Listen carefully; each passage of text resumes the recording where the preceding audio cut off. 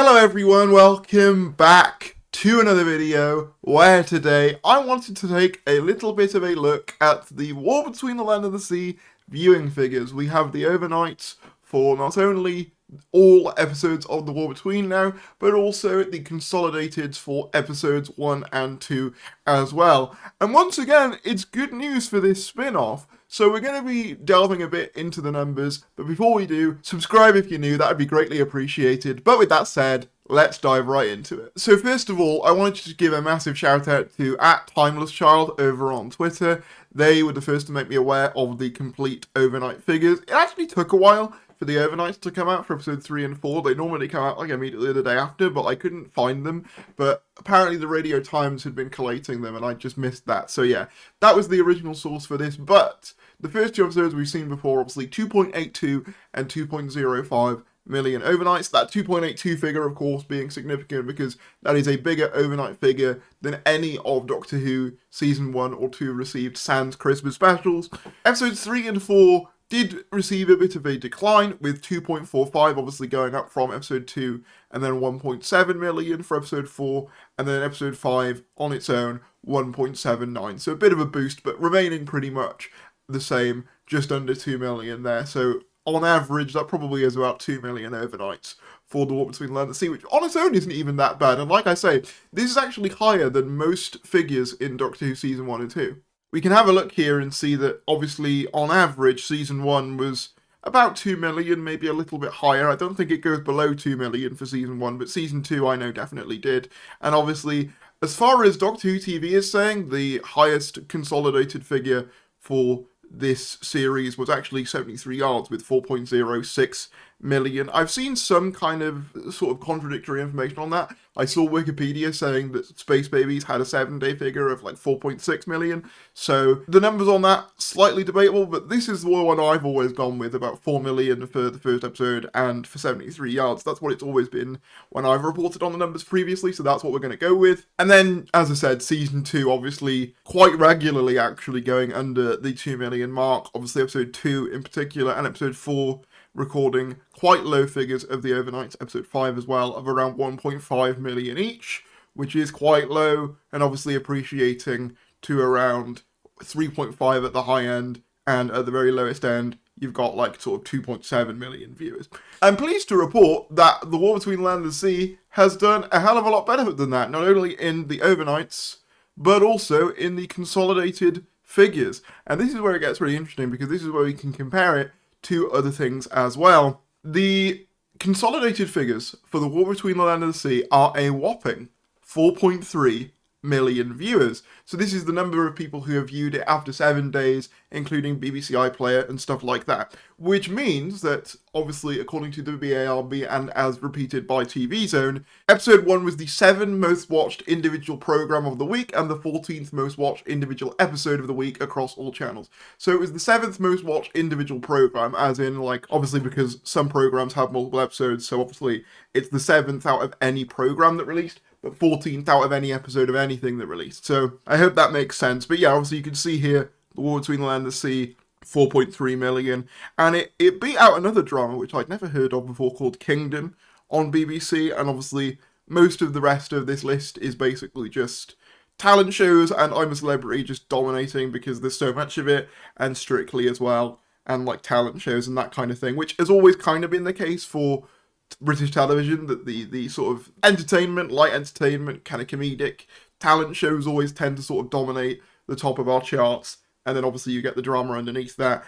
But War Between, a Doctor Who spin-off, pulling a very respectable, incredibly respectable 4.3 million viewers, and as I say, that is above, as far as I can tell, anything in Season 1 or 2 outside of the Christmas specials, and even then, Joy to the World received 5.91 million in 7 days, which obviously higher, but when you consider that this wasn't a Christmas release, you know, it's relatively close to Christmas, but it wasn't on Christmas Day, which would naturally give it more of a boost, that's pretty good. And then episode 2, obviously, 3.5, which is a drop, but again, that's to be expected, you know. Episode 1 always does better than others. I believe, as mentioned before, that this does make it the BBC's biggest new drama launch of the year, as well, which has been previously stated, but this just cements that fact. And like I say, 4 million viewers in the current TV landscape is very, very good, actually. That's an incredible achievement for, I must reiterate, a Doctor Who spin-off to achieve. Obviously, it's kind of impossible to really compare it to any of the existing spin-offs, because most of them all aired on smaller channels for the most part. Obviously, in Torchwood's case, it was, obviously, you had BBC 3, then BBC 2, then BBC 1 for Children of Earth and Miracle Day, I believe. And then for Sarah Jane Adventures, it was all CBBC. Class, I believe, was all digital as well for the most part. I think it was on BBC 3 as well. So it's hard to really compare it to that. But the fact that it's done better than the main show is a real achievement for it. And I've done a whole video talking about what I think that Doctor Who can learn from The War Between.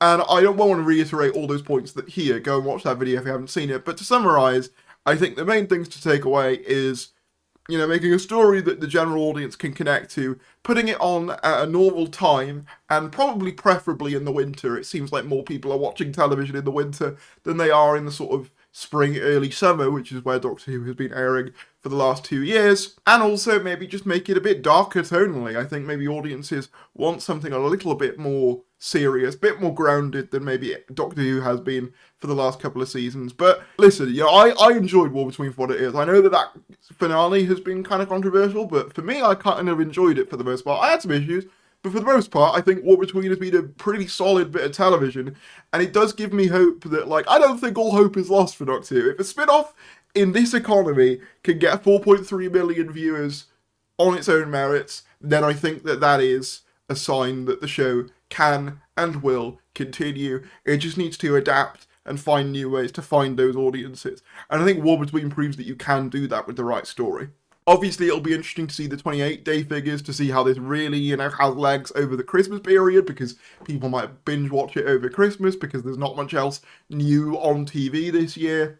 But it's hard to really write this up as anything other than an unmitigated success for the BBC, a spin-off that was roundly mocked for having basically no hype and being such an odd choice for a spin-off. The idea of it not only doing well, but also doing better than the main show surprised me. I actually, and I will be doing this video eventually, I did a video predicting 2025 for Doctor Who, and I kind of said that I was expecting this to bottom out at like 2 million. I was not expecting it to do well, simply because I didn't think the appetite for it was there, and I didn't really think that, you know, Doctor Who spin-off was going to do that well, especially if the main show wasn't being that well received. But I'm glad I was wrong, and I'm glad it did really well, and I think that, who knows, maybe we could get more things in the vein of The War Between Land and the Sea, slightly lower budget, more grounded stuff.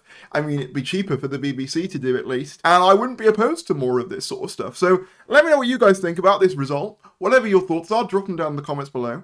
If you did enjoy this video, be sure to give it a like, subscribe if you're new. It was really funny as well, because I saw someone in the comments of the TV Zone tweet literally saying keep spinning, and I just said this is literally just a repost of the numbers with no opinion even added. It wasn't spin in any way, this is just what the numbers were according to BARB. So the fact that they're saying that even reposting these numbers is now spin, that suggests to me that these numbers are higher than I think some of its detractors were expecting. I wasn't expecting it to do that well. I said that before. I was expecting this to kind of maybe underperform a little bit and kind of just sort of go a similar way to what Class did, where it kind of was just a fart in the wind where no one really thought about it that much. But no, I suppose it does help that it's on BBC One and it didn't really have much competition, but nonetheless, pretty good result for it. And I think that I would be very willing to see more stuff in this vein. But as I said, thank you all for watching, subscribe if you're new, like if you enjoyed, and I'll see you later.